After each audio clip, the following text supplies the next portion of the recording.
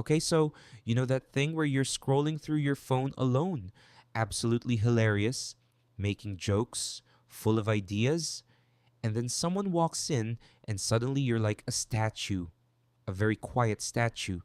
You've got thoughts, you've got jokes ready, but the moment another human enters the room, your brain just vanishes, like it went on vacation and didn't tell you. Well, I've got news for you. Your brain didn't abandon you.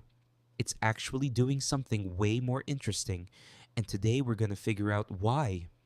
So here's the thing, when you're alone, your brain is loud, like aggressively loud. You're thinking, creating, joking, analyzing everything. Your internal monologue is basically a podcast that never stops. But the second someone walks in, and I mean the second, something flips. Your brain goes from let's party to let's hide. This is called social shutdown. And honestly, it's not a bug, it's a feature. And like millions of people experience it. So if that's you, you're not broken, you're just human. Alright, so your brain has different modes. Think of it like your phone. When you're alone, you're in creative mode. Your default mode network is running. That's the part that daydreams, imagines, creates. It's your artistic superpower. But humans are social creatures, which means other people. They're a big deal to your brain. Not because people are dangerous, but because your brain is obsessed with what other people think. Like genuinely obsessed. The moment someone looks at you, your brain activates what scientists call the mentalizing network. Basically, it's your brain going, wait, are they judging me? Do they like me? Is my hair weird? Why is my face like this? Should I say something? Is silence better? Oh God, I'm thinking too much about thinking. And all that mental gymnastics, it takes energy, like a lot of energy. So your brain makes a choice. It shuts down the creative parts and focuses on survival mode. That's why you go numb around people. That's why your jokes disappear. That's why you suddenly can't remember how to use words. Your brain isn't broken. It's just trying really hard to not embarrass you. Now, here's where it gets interesting. There's this thing called social freezing, and it's exactly what it sounds like. Your nervous system literally puts you in freeze mode. Remember when you learned about fight, flight, freeze? Yeah, freeze is the third option that nobody talks about. Your ancestors figured out that if a predator doesn't see you move, it forgets you exist. So even today, when your brain senses social threat, real or imaginary, it activates the freeze. Your throat closes, your thoughts scatter, you become invisible.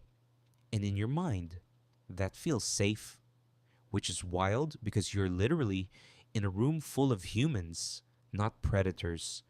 But your nervous system didn't get the memo. Here's something cool though. Smart people experience this way more intensely. Why? Because your brain is already working overtime. You're always analyzing, thinking, processing. So when the social monitoring system turns on, your brain overheats. You're running two programs at once, your actual thoughts and trying to read everyone's minds. That's why you can be brilliant alone, but completely awkward when someone asks you a simple question. Your processing power is split.